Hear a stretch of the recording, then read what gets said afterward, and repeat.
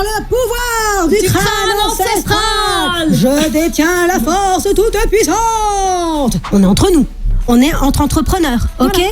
Donc, on est là pour vendre. Je ne suis pas digne. Je dérange. Oh, je dérange. Je dois plaire. Oh, c'est vulgaire de parler d'argent. Il achète. C'est QFD. Bingo! La vente, ce n'est pas l'apanage de l'homme. Merde. Pardon.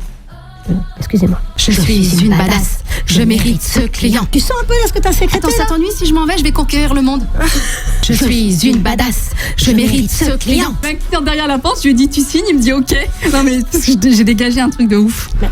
T'as pété la porte surtout. Vends ou prends un vent. Badass FM, c'est maintenant.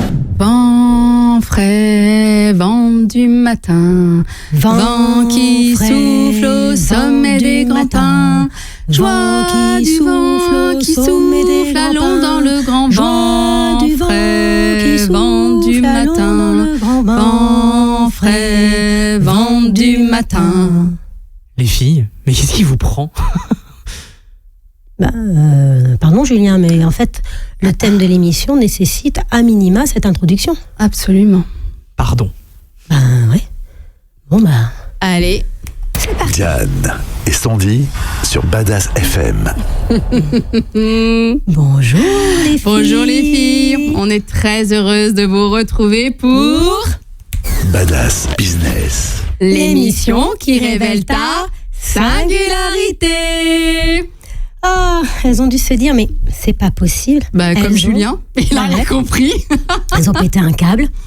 Non mais, attends. Vous allez comprendre, hein, ouais. Diane, si tu donnais le titre de l'émission. Alors, on y va. 1, 2, 3. Vent ou prends un vent.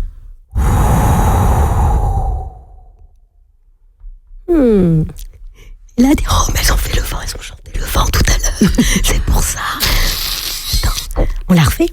1, 2, 3. Vent ou prends un vent.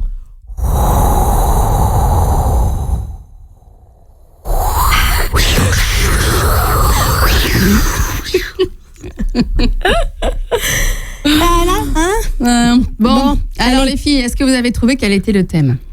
Vent. Le thème, c'est la vente.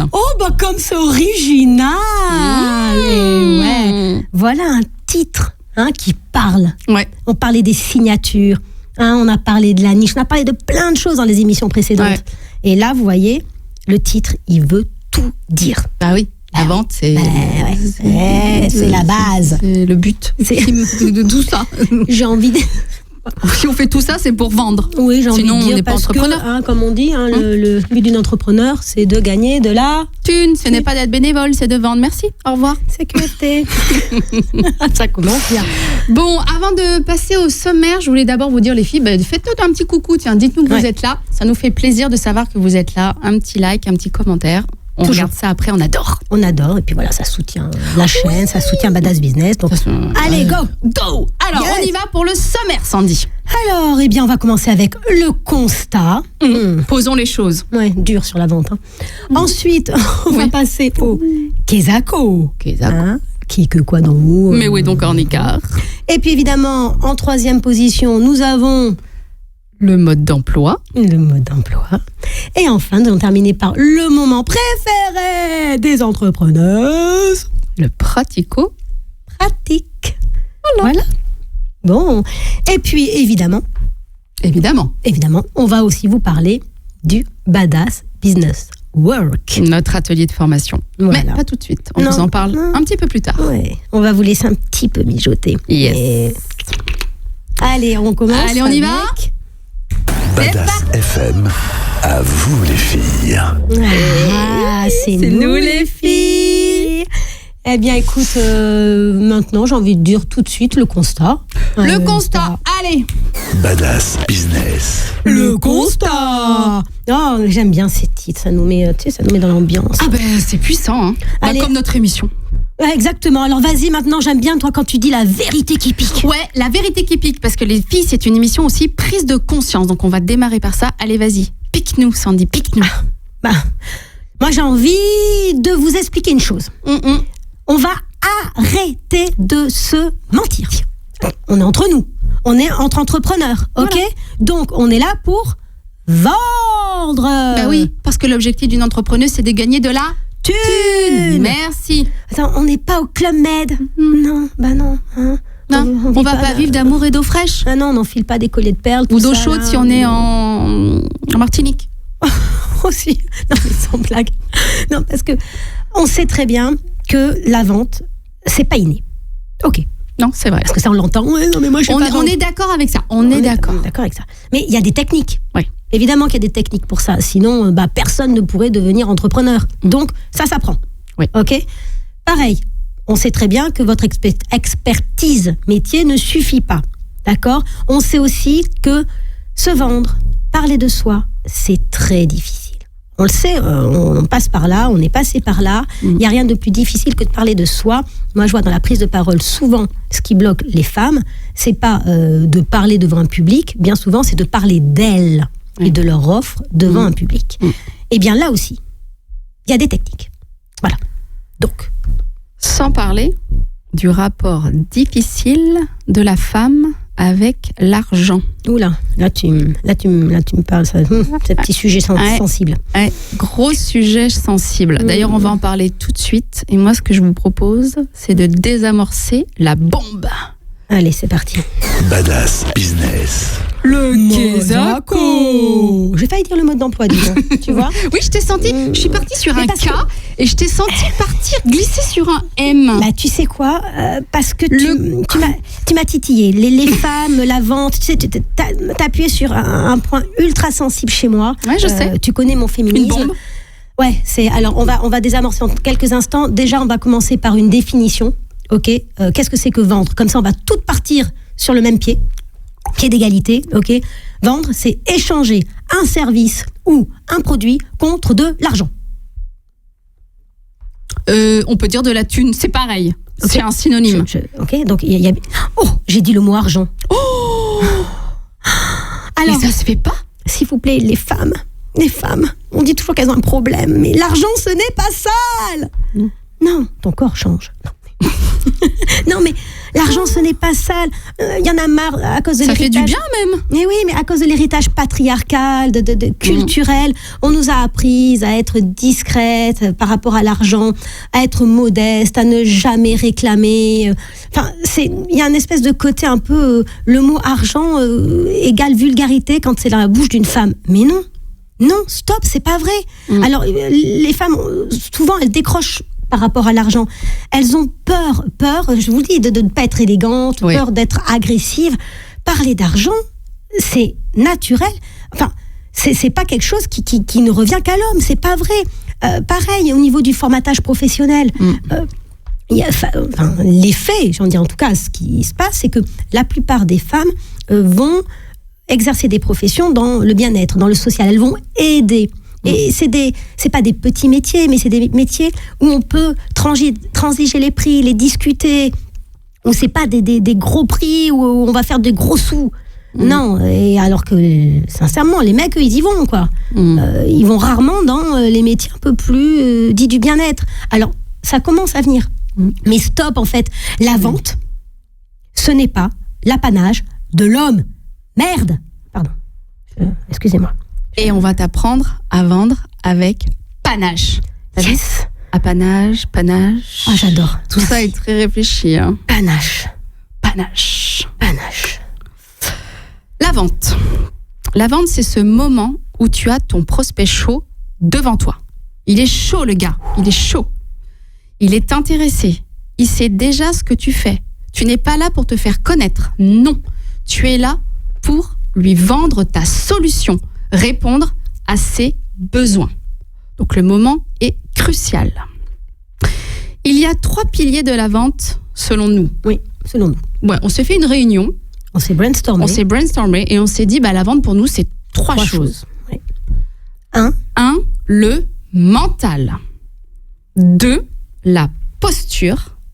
3, les techniques. Ah oui, forcément. Donc pour réussir ton rendez-vous commercial, il te faut les 3. Si tu vends pas, c'est que ça pêche quelque part. Donc premier enjeu, savoir où ça pêche. C'est mieux. Bah oui. Pour le corriger, c'est mieux. Eh oui. Deuxième enjeu, te préparer à fond à ton rendez-vous. Parce qu'une vente, un rendez-vous commercial, c'est comme une compétition de haut niveau. Tu n'y vas pas les mains dans les poches. Non, ça c'est clair, t'es comme un athlète. Ouais, si tu veux courir le triathlon, tu ne décides pas la veille pour le lendemain. Oh bah tiens, je vais aller courir le triathlon. Non, tu t'entraînes un petit peu avant, quoi. En général, c'est mieux. Voilà. Ok. Mais oui, parce que j'ai envie de dire. On va leur faire une démonstration à la badass. À la badass. Alors, attention. 1, 2, 3.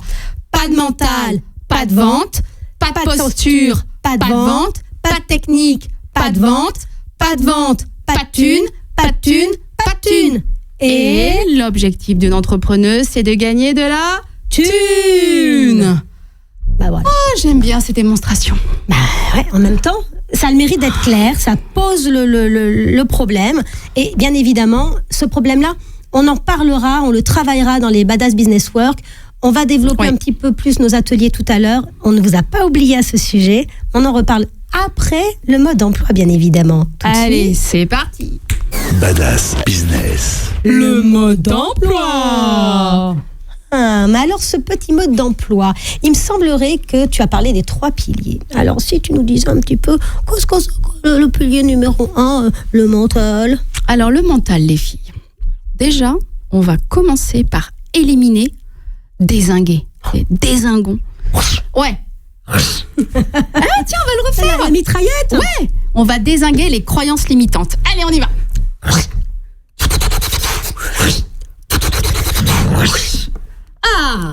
Alors, c'est quoi les croyances limitantes? Je ne suis pas digne. Je dérange. Oh, je dérange.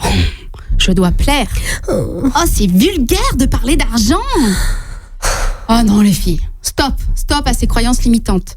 Elles vous limitent vraiment dans votre développement de business, je vous assure. Ouais. Si vous avez ce genre de pensée, il faut absolument vous en débarrasser. Donc d'abord les repérer, prendre conscience que vous les avez, c'est l'étape numéro 1. Et quand vous avez pris conscience que vous les avez, vous les dézinguez. Donc soit vous les dézinguez toute seule, soit vous faites appel à quelqu'un, à un coach qui peut vraiment vous aider à en sortir. Ou par exemple, sur un malentendu, ça peut le faire. On peut vous aider. Alors, une piste pour s'auto-coacher déjà, avant de faire appel à nous, pour s'auto-coacher. La piste le tips de la preuve. Si vous repérez, merci Sandy. En fait, je t'ai pas entendu, mais je t'ai entendu ton mental. Je fais passer l'information. Mais sans blague. Mais quelle preuve as-tu que c'est vrai? C'est ça. Si tu repères une croyance limitante, par exemple, je dérange. Mais quelle preuve as-tu que tu déranges vraiment? T'as vraiment dérangé pendant un rendez-vous client? Tu t'en souviens? Franchement? Voilà, c'est une petite piste. Pose-toi cette question. Il y a des chances que tu répondes non, d'accord? Donc ça va te faire du bien de te dire, mais non en fait, j'ai pas l'impression d'avoir déjà dérangé. Exactement. Voilà, petite piste. Petite piste, gros effet. Gros effet. Ensuite, pour avoir un mental de badass, parce que c'est ça l'idée, quand on parle de mental, c'est forcément mental de badass. Bah oui. On est d'accord. Bon, rien ne vaut la bonne méthode Coué. Je suis une badass. Je mérite ce client. Je suis une badass. Je mérite ce client. Je suis une badass. Je mérite ce client. Voilà. Donc ça, les filles, toute la journée. Enfin, toute la journée. Au moins tous les matins. Tous les soirs avant de vous coucher. Et dans les toilettes. Juste avant votre rendez-vous. Alors, pas dans le couloir. Sinon, votre client, il va pas vous faire entrer dans son bureau. Tu parles à une convaincue. Moi, tu sais, les toilettes, c'est mon deuxième bureau. Donc, dans les toilettes, je suis une badass. Je mérite ce client. Je suis une badass.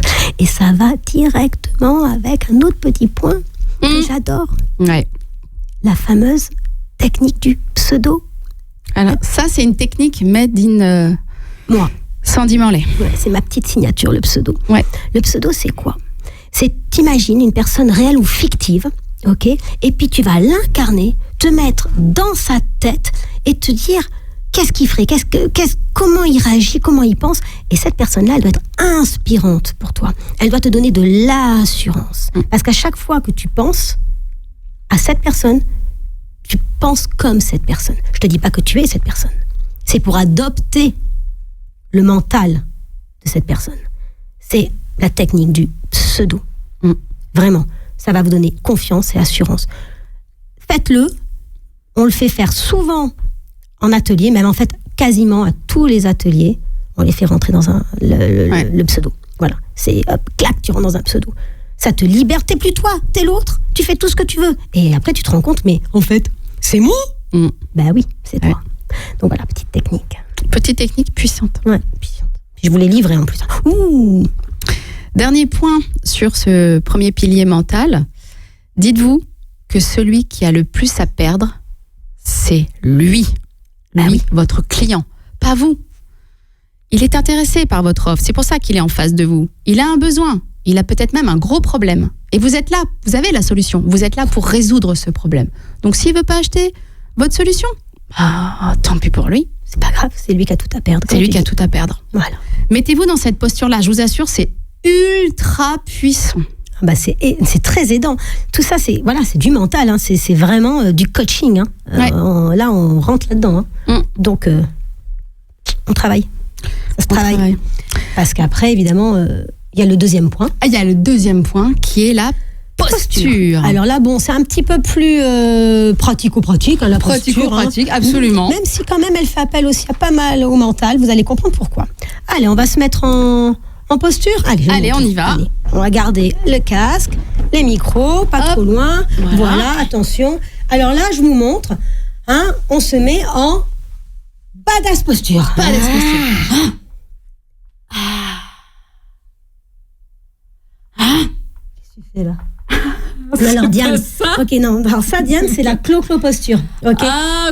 Pardon les filles, je vais partir sur Alexandra, moi. Posture. Alors on va repartir en power posture. Je fais comme toi. Ok, alors maintenant je montre la power posture. Parce que la badass c'était ça, c'est nous qui l'avons un petit peu mis à notre sauce.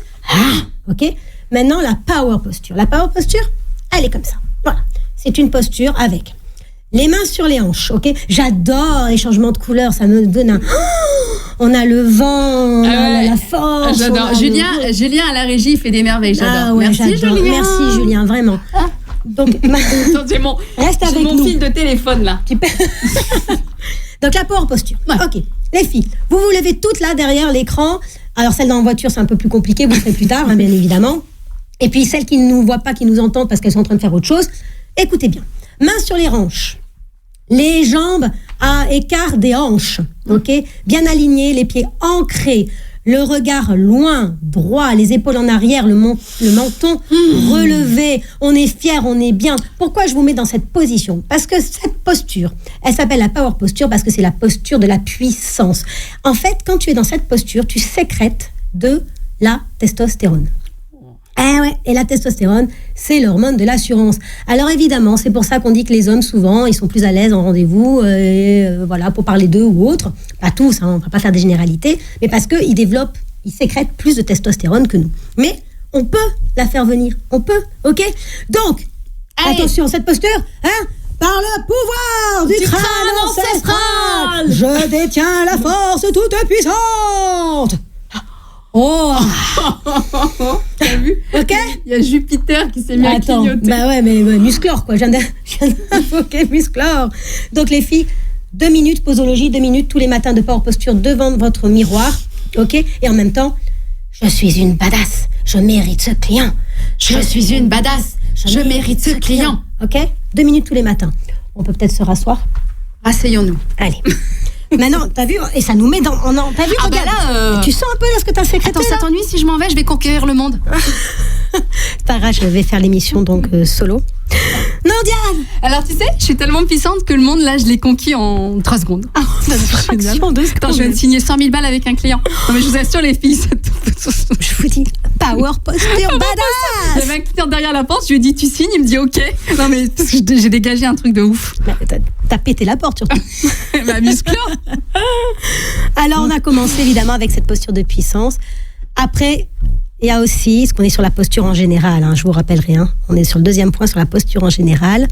On a donc tout ce qui relève du regard, du sourire, du ton, d'accord? Quand on parle à un client, on lui parle dans les yeux. Oui. C'est super important, le regard. Là, par exemple, on vous parle, on a un regard caméra. Alors, je vous imaginez qu'on fasse l'émission comme ça, voilà. Tiens, regarde Donc là, Julien, regarde Julien. voilà, Julien, là, on regarde la régie. Voilà, on va faire toute l'émission et je vais continuer à vous parler comme ça. Ouais. Vous allez voir ce qui va se passer et vous n'allez pas du tout vous sentir concerné. Oh, t'as bien, on l'a dit ensemble. Bah oui. Donc, le regard, super important. On parle à son client dans les yeux. Ouais. OK ? Hyper important. Après, la présence, mieux vaut être chaleureux, assuré, être là, quoi, être présente. J'ai envie de dire, dans un rendez-vous client, c'est quand même un peu plus... c'est plus important, c'est quand même mieux d'être présent. Mais présent, parce que si je suis comme ça, en train de parler à mon client... Typiquement. Et là, on arrive... C'est génial. Mais là, on arrive à la gestuelle qui va avec justement ce fameux regard et ce ton.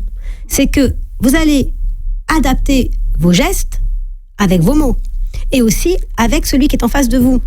Si votre client en face ou la personne qui est en face de vous est très décontractée, un peu comme ça, vous pouvez éventuellement être un peu comme ça. Vous adaptez à lui. S'il est comme ça, je vous conseille de vous mettre comme ça. Mais s'il est droit, plutôt décontracté et que vous vous mettez comme ça en avant, il va se sentir agressé. Donc, il y a vraiment tout un jeu d'adaptation entre vous et la personne qui est en face de vous. Ça, c'est super important dans la vente. Il faut que vous connectiez à votre prospect. Ouais. Connectez-vous. J'aime pas dire le mot prospect là. Connectez-vous à la personne à laquelle vous vous adressez. C'est super important. Parce que il y a aussi une chose, si par exemple, imaginez, on va prendre on parle de ça parce que le non-verbal, excusez-moi, le non-verbal, je suis très, vous avez vu les émotions qui passent quand je parle de ça? C'est vraiment le cœur du sujet, c'est quelque chose qui m'intéresse. Le non-verbal parle énormément. On a dit une fois, c'est dans la précédente émission, que avant même que vous ouvriez la bouche, les choses passent. Ouais. Et ben c'est ça. Il y a là, tout se joue dans le non-verbal. Si vous annoncez un prix, là, par exemple, c'est le moment crucial, vous allez annoncer le prix de votre offre. 100 000 euros. Admettons, vous vendez carrément un salon, un superbe salon, voire d'une maison. Ok, il y en a pour 100 000 euros. Ok. Si vous faites, c'est 100 000 euros. 100 000 euros. Alors que si vous l'annoncez dedans, c'est 100 000 euros et vous aurez donc un canapé, vous aurez une table basse, vous aurez les fauteuils assortis. Évidemment, tout ça ira avec l'ensemble de votre salon qui, lui, a un côté un petit peu ovale, mais le canapé peut s'adapter puisqu'on a un canapé aussi d'angle qui pourra faire l'autre côté de votre salon. Il y a un moment, quand on annonce les choses, elle est forte. On les pense. Je ne sais pas. Si.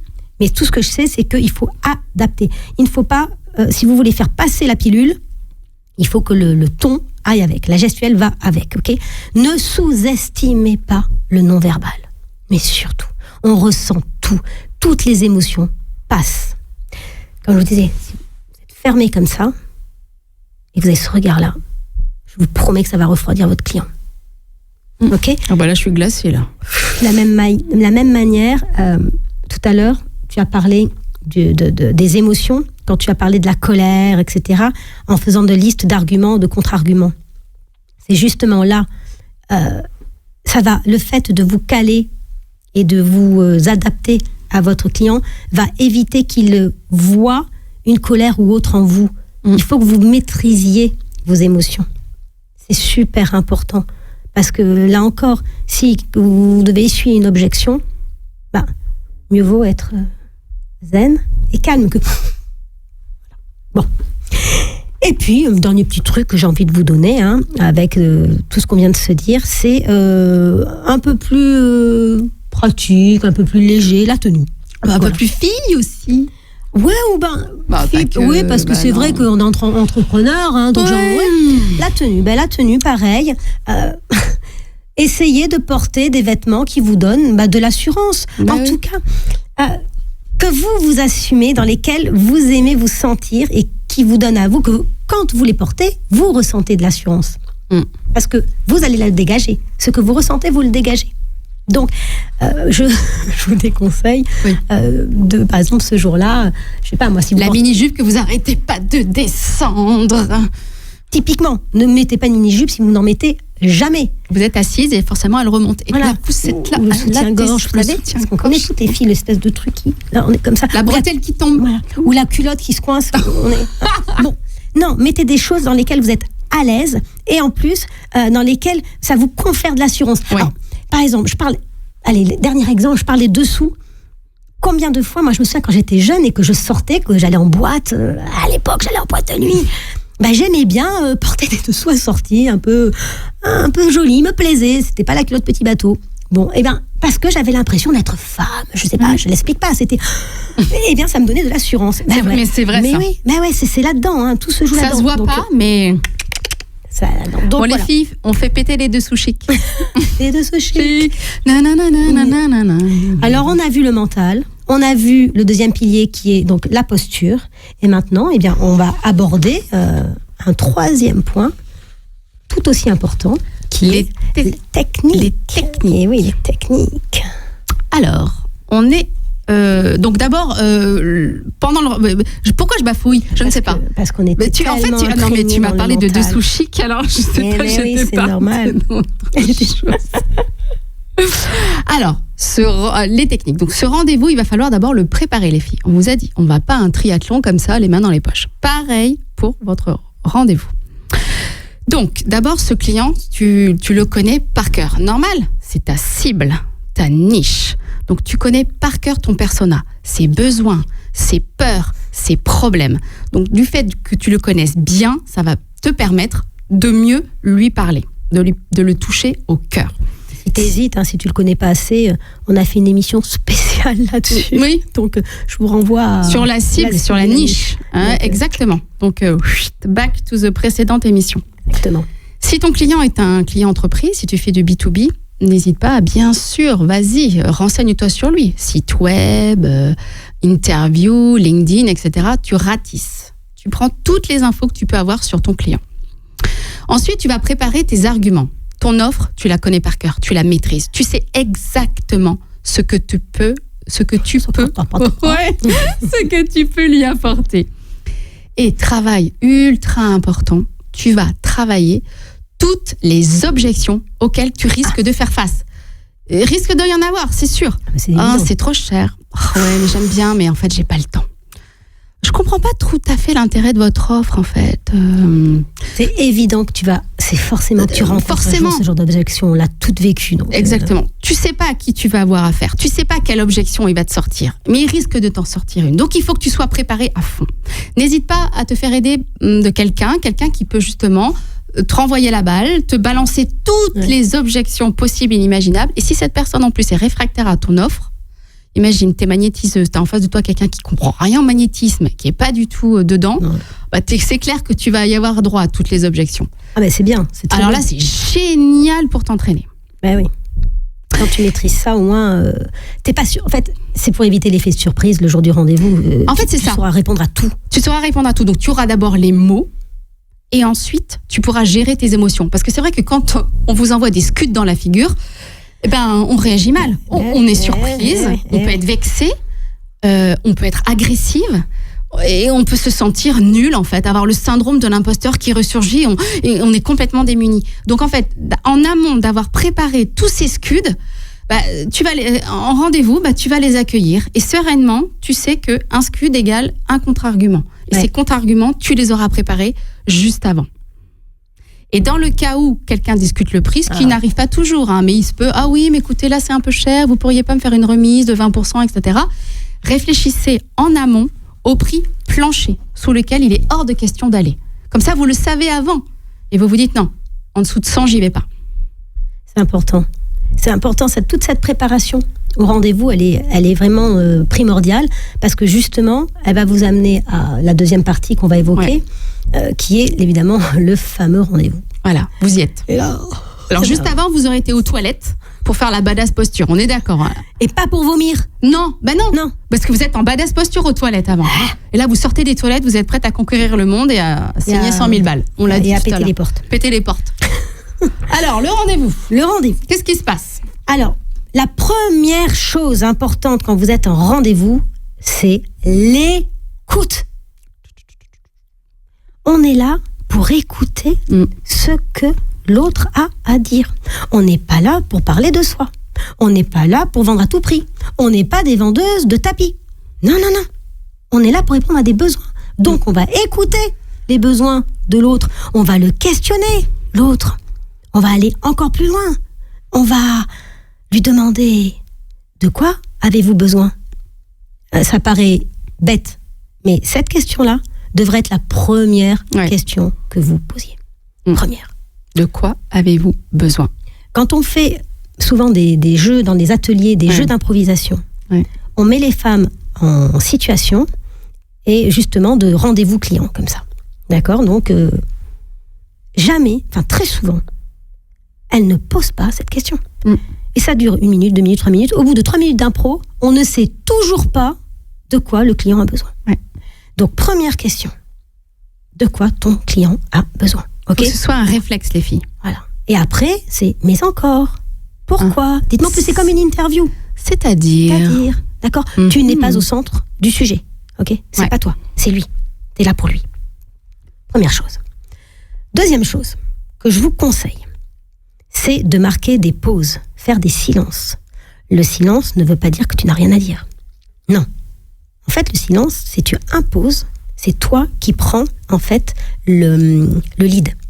Tu imposes ton rythme. Et du coup, tu amènes l'autre à réfléchir. Et c'est l'autre, qu'est-ce qu'il va faire? Il va combler. Et oui, parce qu'on n'aime pas le vide. Exactement.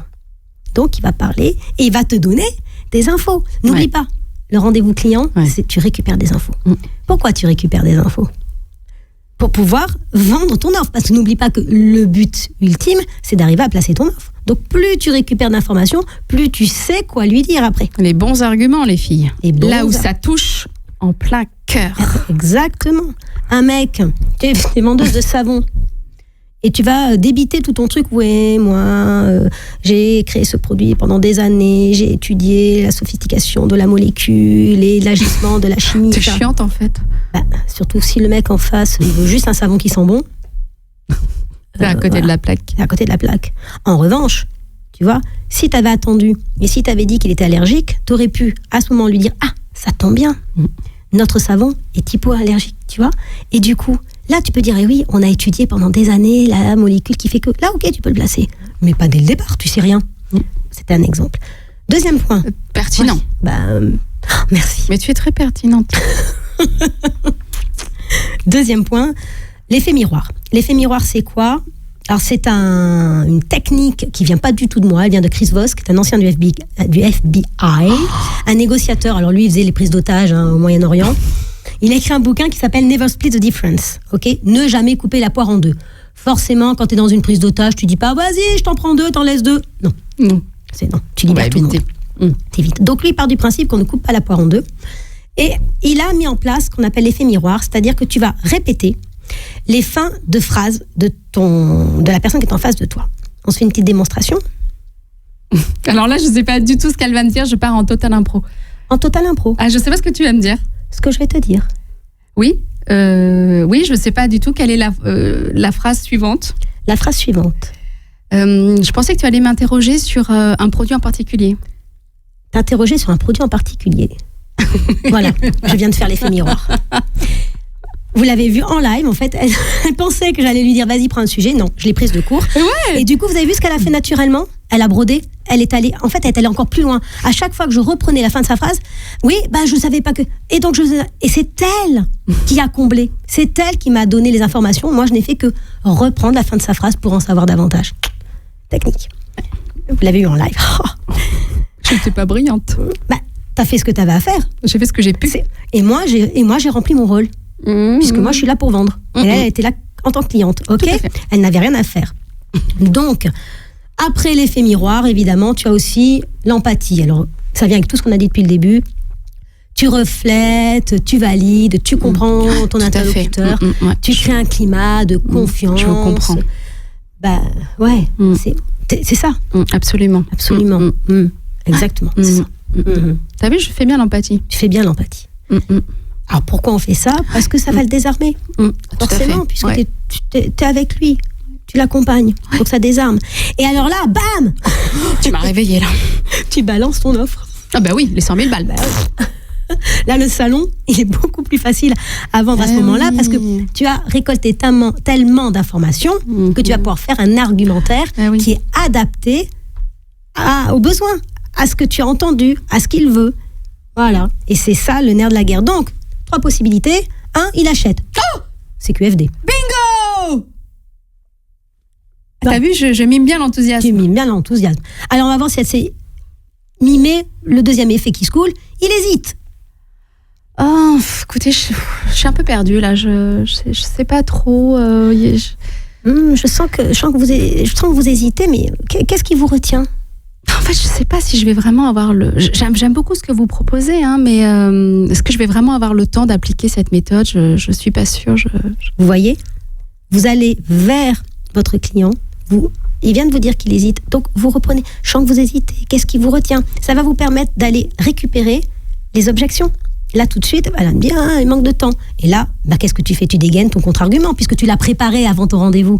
Ah, il manque de temps. Ok, alors, petite case, manque de temps. Qu'est-ce qu'il faut que je réponde? Voilà. Donc, on s'adapte. Et troisième point, le client, il dit non. Voilà. Il dit pas oui, il n'hésite pas, il dit non. Non, ça ne m'intéresse pas du tout. Je suis désolée, mais ça ne m'intéresse pas du tout. Et là, tu rentres en égo. On dit que la négociation commence à partir du non. Oui, forcément, tu rentres en négociation. Il faut aller plus loin. C'est pas parce qu'il t'a dit non, n'oublie pas que ton client, il est venu à toi. Si tu as une boutique, il est rentré dedans. Donc, il y a forcément un truc qu'il a attiré. Ou le hasard parce qu'il cherchait sa fille. Bon, ça, c'est encore autre chose. Mais il va te le dire. Oui, tu poses la question. Mais en tout cas, si ton client, il est là, c'est qu'il s'intéresse a priori, au préalable, à ce que tu fais. Donc là, pareil, tu questionnes. Et tu vas plus loin, tu cherches à avoir des infos. Et soit tu arrives à le retourner parce que tu as eu suffisamment d'infos et suffisamment de contre-arguments pour le convaincre. Soit, il dira toujours non, mais tu as eu des infos qui fait que tu vas comprendre pourquoi il veut pas. Et tu vas peut-être pouvoir t'adapter au prochain. Ouais. Donc, t'es gagnant. Tu vas t'enrichir. T'es gagnant. Dans tous les cas, t'es gagnant. Ne repars pas sans info après un non. Je croyais que tu dis ne repars pas. Non. Parce que moi, j'allais dire non, ne repars pas. On t'a pas parlé du business. Ça, c'est vrai aussi. Mais je concluais sur ce que tu dis. Après un non, on récupère des infos. Oui, on est vexé, oui, on est vénère, oui, on a envie de lui casser la gueule, mais on récupère, avant de faire tout ça, vous pouvez le faire, mais avant de faire tout ça, vous récupérez des infos. Pourquoi il vous a dit non? Et puis en plus, comme tu auras su gérer tes émotions, tu seras même pas colère. Non, tu seras en pâte. D'accord. Puis-je vous demander pourquoi vous ne souhaitez pas faire appel? Tu vas bouillir à l'intérieur. Oh là là, t'as envie de lui casser la gueule. Il m'a dit non. Ça, c'est à l'intérieur. Mais il était chaud, le mec, et en fait, il m'a dit non. Ah, le salaud, pardon. Je suis vulgaire. Mais évidemment que tu vas te dire ça. Ouais. Mais à l'extérieur, c'est je comprends. Et qu'est-ce qui ferait que vous pourriez changer d'avis? Qu'est-ce qui manque à cette offre pour que finalement vous puissiez être intéressé? Toujours vers lui. Ouais. Mais tout ça, d'ailleurs, le Badass Business Work est là pour qu'on développe tout ça. Parce que, je vous donne des tips, mais si vous voulez travailler ça en profondeur, encore plus loin. On en reparlera tout à l'heure. On en parle dans quelques instants. Parce que là, allez, on va faire des petits exercices. Allez, on y va, c'est parti. Badass Business. Le pratico-pratique. Alors, c'est le moment des exercices, les filles. Donc, vous allez prendre papier, crayon. On vous laisse 3 secondes en musique.